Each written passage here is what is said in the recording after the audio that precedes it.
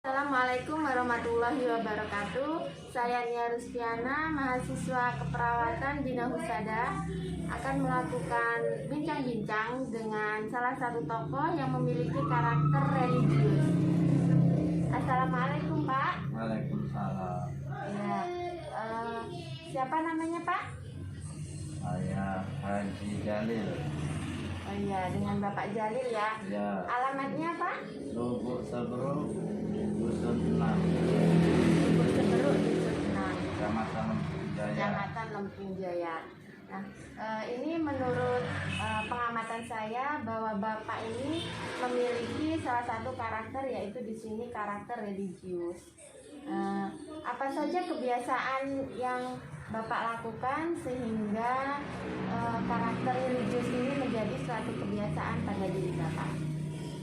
Kebiasaan yang kami lakukan dalam kehidupan sehari-hari, pertama kami mengutamakan bahwa kehidupan ini harus diisi dengan kegiatan keagamaan, karena manusia tanpa agama akan menjadi buta, manusia tanpa pengetahuan akan menjadi gila.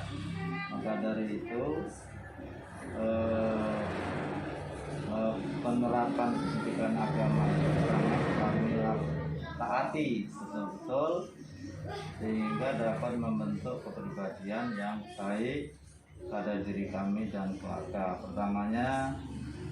Utamanya kami membiasakan puasa sunat Senin Kemis yang manfaatnya untuk membentuk kepribadian supaya hidup ini tidak sombong, hidup ini tidak kikir, tidak tamak, dan tidak mementingkan diri sendiri. Kedua, salat 5 waktu berjamaah. Karena dengan berjamaah kita akan terbiasa itu bermasyarakat, berbagi pengalaman untuk melakukan suatu kegiatan yang bermanfaat. Utamanya masalah ibadah 5 waktu ini kalau berjamaah pahalanya besar. Jadi kami kalau dari masjid jadi musola. Yang ketiga, kami membagikan ilmu sedikit, yaitu tentang pendidikan TPA atau mengajari anak ngaji, dengan harapan supaya kita tidak putus generasi Al-Quran, dan dengan harapan kita telah mendapat syafaat dari Al-Quran. Yang keempat, kami selalu menyisihkan dari penghasilan ini setiap bulan untuk berinfak. Bahkan kami ini sudah membudaya melakukan infak subuh setiap subuh dengan harapan sebagai umpan rezeki dari Allah kepada kami untuk kehidupan hidup ini, karena berdasarkan akidah Islam bahwa sedekah subuh itu merupakan umpan rezeki dan Allah memberikan rezeki pada waktu subuh. Maka itu kami budayakan, termasuk infak Jumat dan juga infak pembangunan kesehatan. Yang kelima, bahwa kami juga punya beban atau tanggung jawab untuk mendidik dan membagi ilmu tentang keagamaan kepada ibu-ibu di pengajian Masjid Darussalam. Religius ini di masyarakat sudah membudayakah masyarakat di sini karakter religiusnya? Ya,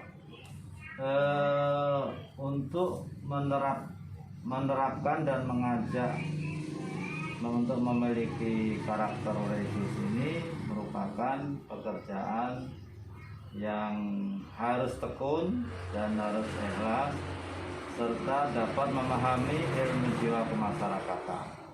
Di antaranya, apabila kita mengajak untuk melaksanakan kegiatan-kegiatan yang bersifat religius, harus pandai mengatur waktu dan mencari waktu di mana celah-celah masyarakat ini bisa menerima dan sanggup meluangkan waktu untuk melaksanakan secara ikhlas sekaligus memudayakan sehari-hari. Di antaranya sholat jamaah itu sudah kami biasakan, kami ajak walaupun belum seluruhnya.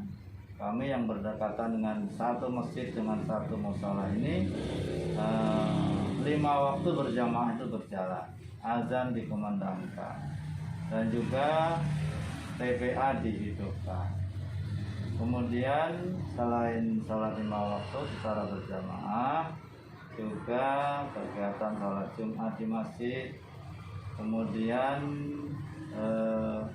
setiap awal bulan minggu pertama kita ajak ke masjid untuk memakmurkan masjid, yaitu melaksanakan doa bersama dan juga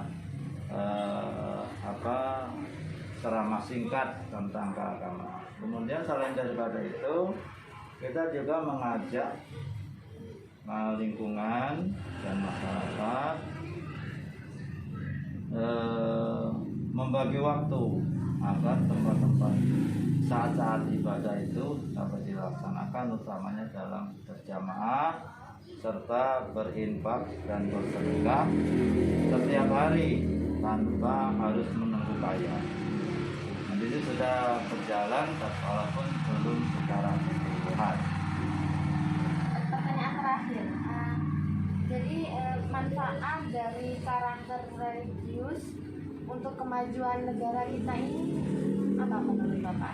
Oh, sangat banyak, karena dengan kita memiliki karakter religius, sesuatu yang bersandarkan keagamaan, ini pertama manusia dapat terbentuk kepribadian yang baik, ya, kepribadian yang sesuai dengan nilai-nilai sosial kemasyarakatan, sesuai dengan kebutuhan hidup dan nurani yang sehat.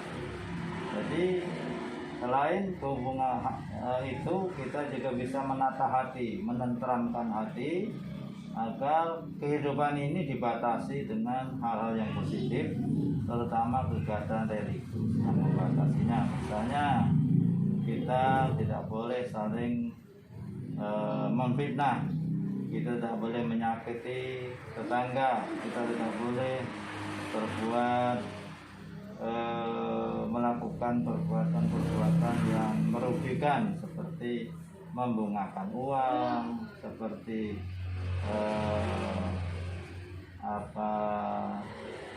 menipu dan sebagainya. Ini sangat penting. Itu bentengnya adalah religius, bentengnya adalah ilmu keagamaan. Karena yakin dengan ilmu keagamaan itu orang akan bisa memiliki sikap dan kepribadian yang luhur dan terbentuk karena pendidikan agama, dan takut melakukan hal-hal yang tidak sesuai dengan nilai-nilai sosial kemasyarakatan, nilai-nilai Pancasila dan budaya dari masyarakat yang sudah melekat, utamanya pendidikan kemasyarakatan yang dapat dipertahankan untuk memberikan rasa nyaman dan aman, ketentraman lingkungan, keluarga, pribadi. Nah, itu dengan religius inilah yang dapat betul-betul dirasakan manfaatnya, karena jiwa kita akan kosong dan setan akan mudah mengarahkan jiwa kita untuk kesesatan, karena kita tidak memahami dan melaksanakan pendidikan religius ini. Maka dari itu, kalau kita ingin membanding-bandingkan betapa besar nilai pendidikan religius dibanding pendidikan umum ini, tentu saja barangkali tidak sebanding, karena dengan pendidikan religius manusia akan memiliki akhlak terpuji, manusia akan membentuk dirinya menjadi dirinya sendiri. Artinya diri ini akan kita bawa kemana dan akhirnya kita akan kemana. Dengan pendidikan religius kita tetap memiliki sikap-sikap yang luhur, dan dengan sikap yang luhur ini keluarga akan nyaman dan tentram, lingkungan akan nyaman dan tentram, kemudian sekaligus keamanan negara akan terjamin akibat dampak dari religius yang kita laksanakan, secara individu maupun kelompok sesuai dengan keyakinan kita. Terima kasih Bapak atas waktunya. Ya, sama-sama. Mungkin itu saja bincang-bincang kita pada hari ini. Saya akhiri. Wassalamualaikum warahmatullahi wabarakatuh. Waalaikumsalam.